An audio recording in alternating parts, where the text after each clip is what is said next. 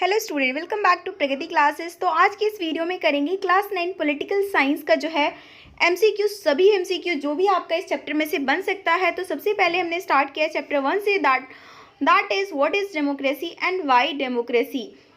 लोकतंत्र क्या और लोकतंत्र क्यों, यही आपका चैप्टर नंबर 1 है। और सबसे अच्छी बात, दोनों मीडियम में कवर किया है, इसलिए आपको अपने सभी दोस्तों के साथ शेयर ज़रूर करना है, क्योंकि गाइस बहुत मेहनत लगती है जब आप दोनों मीडियम में बनाते हो वीडियो को। तो इसके लिए आपका सपोर्ट बहुत ज़रूरी है। और साथ ही में इस चैप्टर को अगर आपने ऑलरेडी पढ़ा हुआ है तो आप मेरे से पहले आंसर देने की कोशिश करेंगे और फाइनल स्कोर कमेंट बॉक्स में लिखेंगे। तो स्टार्ट कर लेते हैं क्वेश्चन नंबर 1 से। यहाँ पर हमारे पास फिल इन द ब्लैंक्स दिया हुआ है। Is a form of government in which the rulers are elected by the people. सरकार का एक रूप जिसमें लोगों द्वारा शासकों का चुनाव किया जाता है। तो वो किस टाइप की सरकार होती है या फिर किस टाइप की गवर्नमेंट होती है, ये हमसे जो है क्वेश्चन नंबर 1 में as a fill in the blanks पूछा हुआ है। तो सरकार का एक ऐसा रूप जिसमें जो है शासकों का चुनाव जनता खुद करती है, जिसमें गवर्नमेंट को कौन चुनता है, डायरेक्ट लोग चुनते हैं। तो इस टाइप की गवर्नमेंट को क्या बोला जाता है, डेमोक्रेटिक गवर्नमेंट, यानी कि लोकतांत्रिक सरकार। तो हमारा आंसर क्या हो जाएगा, फर्स्ट क्वेश्चन का डी ऑप्शन करेक्ट होगा। नेक्स्ट क्वेश्चन है, democracy is a form of government of the people for the people bye the people. Who has given this statement. लोकतंत्र जनता की, जनता के लिए, जनता द्वारा सरकार का एक रूप है, यह कथन किसने दिया है। ठीक है, तो ये स्टेटमेंट जो बोला था वो बोला था अब्राहम लिंकन ने। तो इनका ये स्टेटमेंट जो है लोकतंत्र की एक परिभाषा बन गई। तो जिस वजह से ये जो है स्टेटमेंट काफ़ी इंपॉर्टेंट है, ठीक है ना, कि डेमोक्रेसी की जो पर्टिकुलर स्टेटमेंट है वो दिया है किसने, अब्राहम लिंकन ने। नेक्स्ट क्वेश्चन है, इन पाकिस्तान जनरल परवेज मुशर्रफ लेड ए मिलिट्री कॉप इन। पाकिस्तान में जनरल परवेज मुशर्रफ ने कौन से ईस्वी में सैन्य तख्तापलट का नेतृत्व किया था। तो हम भारत के साथ जो है ना लोकतंत्र वाला चैप्टर पढ़ रहे हैं, तो भारत के साथ अपने अड़ोसी पड़ोसी देशों में किस टाइप की व्यवस्था है वो भी थोड़ा सा जो है इस चैप्टर में कवर है, तो इसलिए आपको वो क्वेश्चंस भी देखने पड़ेंगे। तो बात आई है पाकिस्तान की, जो हमारे पड़ोसी देश हैं, तो वहाँ पर 1999 में 1999 में परवेज मुशर्रफ ने नेतृत्व किया था और सैन्य तख्ता पलट कर दिया था। ठीक है ना, तो पाकिस्तान में ऐसा कई बार होता रहता है। रिसेंटली अफगानिस्तान में भी ऐसा कुछ देखने को मिला कि तालिबान सरकार ने तख्ता पलट कर दिया। तो इस तरीके से जो है ना आपको अपने सिलेबस के अकॉर्डिंग पाकिस्तान के कॉन्टेक्स्ट में याद रखना है कि ऐसा हुआ था 1999 में। तो थर्ड का ए ऑप्शन हो गया करेक्ट। नेक्स्ट है, which of this is not a democratic country. इनमें से कौन सा ऐसा देश है जो कि लोकतांत्रिक देश नहीं है। ठीक है, बात करें इंग्लैंड की, इंडिया और अमेरिका, ये तीनों के तीनों लोकतांत्रिक देश है, लेकिन म्यांमार जो है वो लोकतांत्रिक देश नहीं है। तो फोर्थ का हो गया हमारा सी ऑप्शन। नेक्स्ट है, what kind of government is there in Myanmar. अब म्यांमार में हमने ये तो जान लिया कि लोकतांत्रिक सरकार तो है नहीं, तो वहाँ पर किस प्रकार की सरकार है। तो वहाँ पर क्या चलता है, आर्मी रूल, यानी कि सेना का शासन वहाँ पर चलता है। तो फिफ्थ का हो गया हमारा B option correct. Next question है, in which period did China face one of the worst famines that have occurred in the world.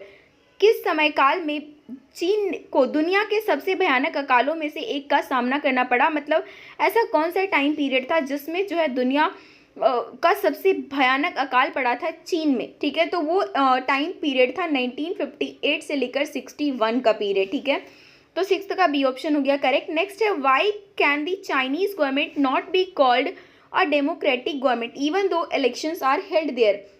चुनाव होने के बावजूद भी चीन की सरकार को लोकतांत्रिक सरकार क्यों नहीं किया कहा जा सकता।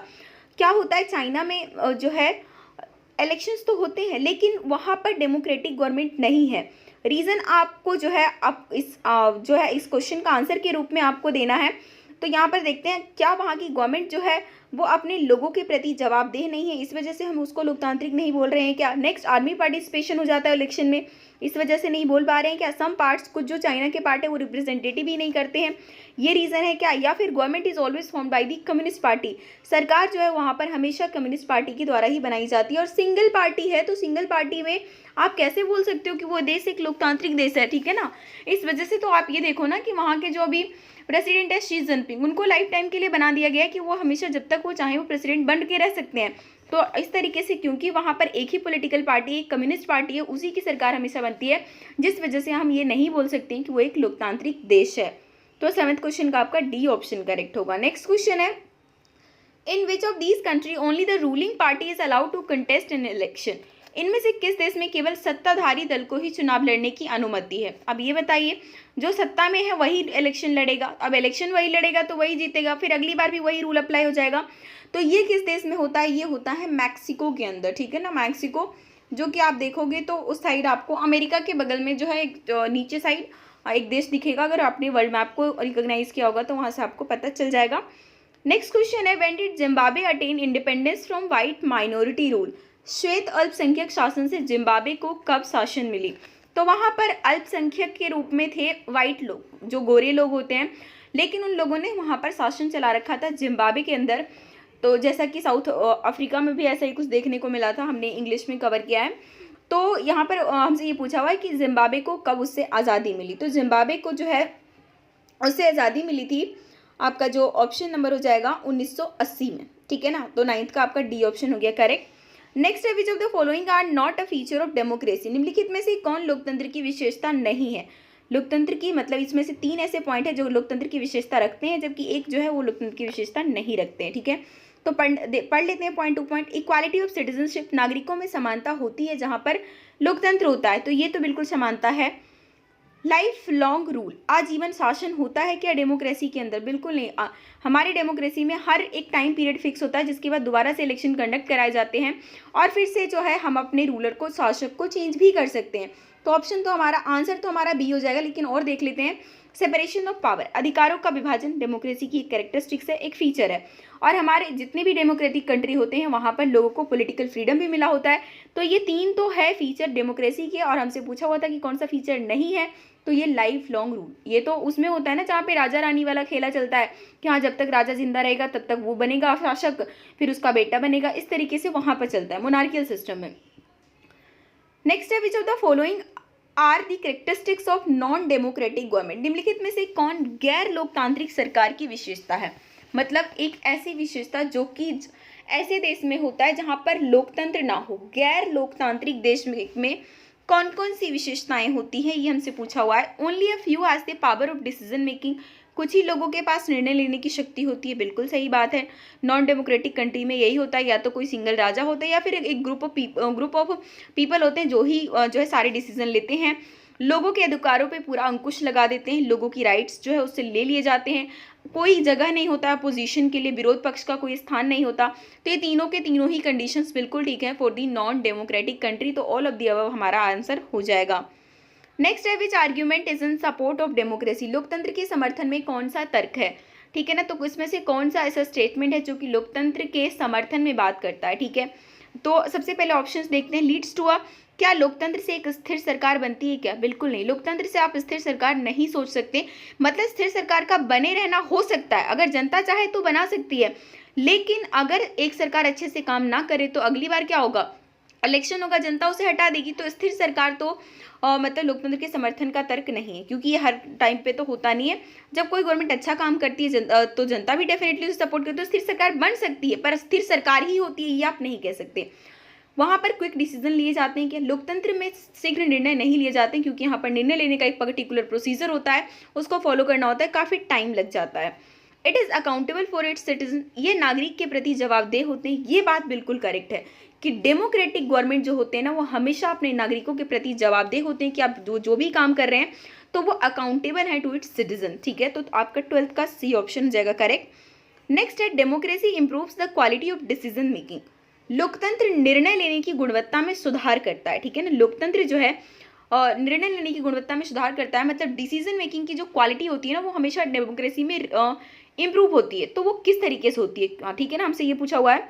तो because decision are taken by, क्या लोकतंत्र में सारे डिसीजन एजुकेटेड लोग लेते हैं? ऐसा नहीं है, क्योंकि हमारे लोकतांत्रिक देश में तो ये है कि अनपढ़ लोग भी चुनाव लड़ सकते हैं, फिर डिसीजन भी वही लेंगे। तो ये पॉइंट्स तो बिल्कुल सही है नहीं, ठीक है ना। आगे देखते हैं। Decision are taken by consultation and discussion, परामर्श और चर्चा से निर्णय लिए जाते हैं, ये बिल्कुल ठीक है। मतलब हमारे यहाँ कोई भी बड़ा निर्णय लेने से पहले, कोई भी बिल पास करने से पहले संसद में पूरी चर्चा होती है, डिस्कशन होता है, जिस वजह से हम कहते हैं कि डिसीजन मेकिंग डेफिनेटली वो अच्छा होगा, उसकी क्वालिटी इंप्रूव होगी। तो 13 का बी ऑप्शन करेक्ट होगा। नेक्स्ट है how does democracy allow us to correct its own mistake. लोकतंत्र हमें अपनी गलतियों को सुधारने की अनुमति कैसे देता है। अब देखिए, लोकतंत्र में अगर हमने एक बार गलती कर दी, मान लीजिए किसी ऐसे नेता को चुन लिया, हमें नहीं पता था, लेकिन फिर भी हमें गलती सुधारने का मौका मिलता है, और ये कहाँ मिलता है, लोकतंत्र में ही मिलता है। ठीक है, तो कैसे देता है ये हमें देख सकते हैं। Leaders can be punished for wrong decision. अगर कोई नेता हमारा गलत निर्णय ले तो क्या हम उसे दंडित कर सकते हैं क्या? ऐसा नहीं होता है।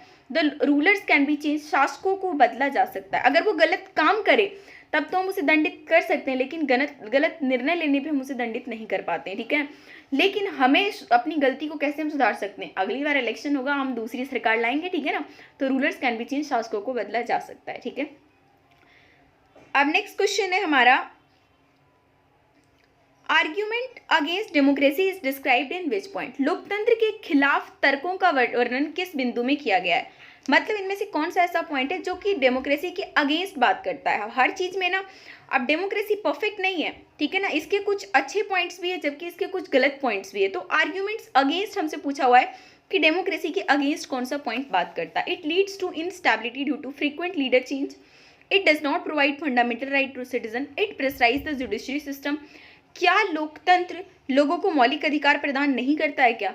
ये बात बिल्कुल गलत है। ठीक है ना, ये जुडिशरी सिस्टम पर दबाव डालता है? बिल्कुल नहीं। लोकतंत्र की तो खास बात यह है कि वहाँ पर इंडिपेंडेंट जुडिशरी होती है।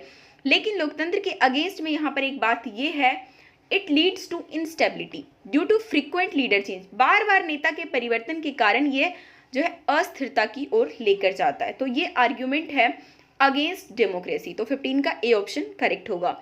सम of the drawback of the democracy. इनमें से क्या लोकतंत्र की कुछ कमियों में से एक है। मतलब लोकतंत्र में बहुत सारी तारीफें हमने देखी, तो कुछ कमियां भी तो होंगी। Instability and delay. लोकतंत्र में अस्थिरता होती है, ये तो हमने डिस्कस कर लिया। डिसीजन लेने में भी देरी होती है। करप्शन बहुत ज़्यादा होता है। हिपोक्रेसी, लोगों में पाखंडता होती है। पॉलिटिशियन जो है अपने आप में ही लड़ रहे होते हैं। तो ये सारी की सारी जो है कमियां हैं जो है डेमोक्रेसी की। तो ऑल ऑफ दी अबव हमारा आंसर हो जाएगा 16 का डी। नेक्स्ट है, which organ of the government is required to protect the right of the citizen. नागरिकों के अधिकारों की रक्षा के लिए सरकार के किस अंग की आवश्यकता है। अगर नागरिकों के अधिकारों की रक्षा करनी है तो वो सरकार का कौन सा अंग करेगा। अब हमारे यहाँ जो विधायिका है वही कार्यपालिका है, जो कार्यपालिका है वही विधायिका है। पुलिस को तो हम ऐसे अधिकार दे नहीं सकते, ठीक है ना। तो हमारे यहाँ नागरिकों की रक्षा के लिए, नागरिकों के अधिकारों की रक्षा के लिए किसको काम दिया गया है, इंडिपेंडेंट जुडिशरी को। ठीक है, स्वतंत्र न्यायपालिका, हाई कोर्ट, सुप्रीम कोर्ट और जो भी और उससे नीचे के कोर्ट हैं वो सारे जो है इनकी रक्षा करते हैं। उसके अंडर पुलिस काम करती है, लेकिन वो काम उसी के अकॉर्डिंग करेगी जैसा जुडिशरी चाहेगी, और पहली बात जो हमारे कॉन्स्टिट्यूशन में मेंशन होगा। नेक्स्ट है, which of these is permitted under the rule of law. कानून के शासन के तहत इनमें से किसकी अनुमति है। कानून का शासन हर उस देश में चलता है जहाँ पर डेमोक्रेसी होती है, ठीक है। तो वहाँ पर किस चीज़ की अनुमति है। Prime minister can be punished for violating the constitution. अगर प्राइम मिनिस्टर संविधान का उल्लंघन करे तो हम प्रधानमंत्री को सजा दे सकते हैं। Police has right to kill anybody. Police को किसी को भी मारने का अधिकार है। प्रेसिडेंट जब तक चाहे शासन कर सकता है, या महिलाओं को कम वेतन दिया जा सकता है। तो ये तीनों स्टेटमेंट बिल्कुल गलत है। ये वाला ठीक है कि हमारा जो रूल ऑफ लॉ है ना सबके लिए समान है। अगर प्रधानमंत्री भी संविधान का उल्लंघन करेगा तो उसको भी सजा मिल सकती है, ठीक है। तो 18 का ए ऑप्शन हो जाएगा करेक्ट। नेक्स्ट है, व्हाट आर कॉन्स्टिट्यूशनल लॉ। संवैधानिक कानून क्या है। संवैधानिक कानून वो है जो कि कॉन्स्टिट्यूशन में प्रोविजंस लिखे हुए हैं, जो प्रावधान लिखे हुए हैं, उसी को हम कॉन्स्टिट्यूशनल लॉ बोलते हैं, ठीक है। बाकी ये सब चीज़ों को आप कॉन्स्टिट्यूशनल लॉ नहीं बोलोगे, ओके। तो 19 का सी हो जाएगा करेक्ट। नेक्स्ट है, the most common form of democracy that is followed in our country. स्वतंत्र लोकतंत्र का सबसे सामान्य रूप जो हमारे देश में अपनाया जाता है। अब देखिए, लोकतंत्र जो है ना बहुत टाइप के हैं, और मेनली जो है ना डायरेक्ट डेमोक्रेसी और रिप्रेजेंटेटिव डेमोक्रेसी, ये तो आपने ज़रूर देखा होगा। डायरेक्ट में क्या होता है, जब जो जनता हर डिसीजन में साथ, मतलब कि हर डिसीजन, जब भी कोई डिसीजन लिया जाएगा तो सारी जनता उसमें पार्टिसिपेट करेगी, सब मिलकर डिसीजन लेंगे, वो होता है डायरेक्ट डेमोक्रेसी। रिप्रेजेंटेटिव में क्या है कि जनता ने अपने अपने नेता को चुन के भेज दिया, वो नेता हमारे लिए डिसीजन लेंगे। तो हमारे यहाँ क्या होता है, रिप्रेजेंटेटिव डेमोक्रेसी। और ऐसे भी बहुत बड़ी जनसंख्या जहाँ पर हो ना, वहाँ पर प्रातिनिधिक लोकतंत्र ही फॉलो किया जा सकता है। नेक्स्ट है, which body in Indian political system is an example of direct democracy. भारतीय राजनीतिक व्यवस्था में कौन सा निकाय प्रत्यक्ष लोकतंत्र का उदाहरण है। लेकिन हमारे ही भारत में एक ऐसा निकाय भी है जहां पर हमें प्रत्यक्ष लोकतंत्र देखने को मिलता है, वो है ग्राम सभा। जहां पर ग्राम सभा के मेंबर सारे के सारे इकट्ठे होते हैं, उसमें रिप्रेजेंटेटिव में जितने भी मेंबर है सब इकट्ठे होंगे और जो भी पर्टिकुलर किसी चीज़ पे डिसीजन लेना होगा तो उसमें सब लोग मत डालेंगे। तो वहाँ पर डायरेक्ट डेमोक्रेसी देखने को मिलता है, कहाँ पर? ग्राम सभा के अंदर। Which of these features is or are necessary to provide the basic right to the citizen? नागरिकों को मूल अधिकार प्रदान करने के लिए इनमें से कौन सी विशेषताएं आवश्यक हैं? कि अगर नागरिकों को आप मूल अधिकार प्रदान कर रहे हो तो उसमें कौन कौन सी विशेषताएं होनी चाहिए? Citizen should be free to think, नागरिकों को सोचने की स्वतंत्रता होना चाहिए, साथ में सोचेगा तो अभिव्यक्ति का भी अधिकार होगा, वो सोचेगा तो बोलेगा भी। Should be free to form association, संघ बनाने के लिए भी स्वतंत्र होना चाहिए कि अगर गवर्नमेंट कुछ अलग सा कुछ विरोधी कानून या नियम बना ले तो हम एसोसिएशन बना सकते हैं। जो पब्लिक है should be free to raise protest, विरोध करने के लिए भी स्वतंत्र होना चाहिए। जैसे हमारे यहाँ भी कोई नियम आता है, कानून आता है, तो जो लोग इसको पसंद नहीं करते हैं तो क्या प्रोटेस्ट करते हैं, तो क्या उसको जेल में डाल देते हैं? नहीं, क्योंकि हमारे यहाँ वो अधिकार है कि हम विरोध करने के लिए स्वतंत्र है। तो नागरिकों को मूल अधिकार प्रदान करने के लिए तीनों विशेषताएं उसमें होनी चाहिए, तो डी ऑप्शन हो जाएगा करेक्ट। नेक्स्ट है, in any society people are bound to have difference of opinions and interest which is better way to dealing with these conflicts. किसी भी समाज में लोगों के विचारों और रुचियों में मतभेद होना लाजमी है। कोई भी सोसाइटी है, सबकी सोच, सबका इंटरेस्ट अलग अलग होता है, तो इस संघर्ष से निपटने के लिए कौन सा तरीका सबसे अच्छा है? By brutal power exercise by the government, क्या करे सरकार, क्या करे? क्रूर शक्ति लगा दे कि भैया मैंने जो बोल दिया वो मानना पड़ेगा, तुम मतभेद नहीं कर सकते, ऐसे हम कर सकते हैं क्या? By allowing one group to dictate to others, हम ये बोल दें कि एक समूह तुम दूसरों पे हुक्म चलाओ, ठीक है ना, और फिर वो जो करे उसको तुम मारो कूटो कुछ भी करो।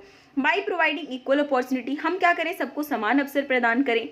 By opting for a strong leader, एक ऐसे मजबूत नेता का चयन करें जिसके पास सारी शक्तियां हों कि वो सारे डिसीजंस ले सकता है। तो इसमें से कौन सा ऑप्शन ठीक होगा? किसी भी समाज में अगर आपको डिफरेंसेस ऑफ ओपिनियंस डेफिनेटली पाए जाएंगे, अगर उसको डील करना है तो सबको इक्वल अपॉर्चुनिटीज दो, जिसकी वजह से ही क्या हुआ कि लोगों में जो है सत्ता का बंटवारा किया जाता है। इसके अलावा जो SC ST वर्ग होते हैं, महिलाएं होती हैं, उनको क्या दिया जाता है? कोटा दिया जाता है, ठीक है ना, ताकि सबको समान अवसर मिल सके। तो 23 का C ऑप्शन जाएगा करेक्ट। नेक्स्ट है, which of this is an example of perfect democracy, इनमें से कौन से देश में एकदम उत्तम लोकतंत्र है, दोषहीन, मतलब इनमें से कौन सा ऐसा देश है जहां पर जो लोकतंत्र है ना परफेक्ट है, एकदम परफेक्ट डेमोक्रेसी कहाँ पर है? क्या USA के अंदर, इंग्लैंड के अंदर, भारत के अंदर, नन ऑफ दीज? तो आंसर आपका नन ऑफ दीज हो जाएगा, क्योंकि डेमोक्रेसी कभी भी आइडियल नहीं होता। अपने पॉइंट के अकॉर्डिंग हमने देखा ही है कि हमेशा हम उसके सपोर्ट में भी बात करते हैं और उसके अगेंस्ट में भी बात करते हैं, तो इसलिए परफेक्ट डेमोक्रेसी कहीं पे नहीं है, ठीक है। तो 24 का हमारा डी ऑप्शन करेक्ट होगा। और अब हमारा लास्ट क्वेश्चन है, Y democracy is better than other forms of government, लोकतंत्र सरकार के अन्य रूपों से बेहतर क्यों है? अब मैं चाह रही हूँ कि इस क्वेश्चन का आंसर आप खुद दो, क्योंकि इस क्वेश्चन को हमने अलग टाइप से ऑलरेडी पढ़ा हुआ है। तो आप जो है आंसर लिखोगे, जो भी स्टूडेंट सही से एक्सप्लेन करके आंसर देगा उसको मैं उसका आंसर जो है पिन कर दूंगी, ठीक है। तो आप जो है इसका आंसर आपको खुद देना है। ऑप्शन में एक बार पढ़ देती हूँ, it helps in taking right decision at right time. Question हमसे क्या पूछा है, लोकतंत्र जो है ना सरकार के अन्य रूपों से बेहतर क्यों है, ठीक है, क्यों? क्योंकि यह सही समय पर सही निर्णय लेता है। नेक्स्ट पॉइंट है, it allows us to correct its own mistake, यह हमें अपनी गलतियों को सुधारने का अवसर देता है। Next, it guarantees that mistake can not be made in democracy, ये गारंटी देता है कि लोकतंत्र में गलतियां हो ही नहीं सकती। और D option none of these, इनमें से कोई नहीं। तो अब आपको देना है इसका आंसर, साथ में वीडियो करना है लाइक और अपने दोस्तों के साथ करना है शेयर, और जो बच्चे चैनल पर नए जुड़े हैं सब्सक्राइब करके बेल आइकन क्लिक कर लीजिए। ये सोशल साइंस का जो है ना गाइस स्पेशल आप देखोगे तो प्लेलिस्ट बना हुआ है class 9 social science MCQ super series से, तो आप जो है वहाँ से सारी वीडियोस को देखो, आपका चैप्टर का अच्छा खासा रिवीजन हो जाएगा और आपके एग्जाम में तो अच्छा खासा हेल्पफुल होगा ही। तो इस वजह से आपको वो काम करना और अपने हिंदी मीडियम इंग्लिश मीडियम सभी भाई बहनों को वीडियो को शेयर ज़रूर कर देना है। Thank you.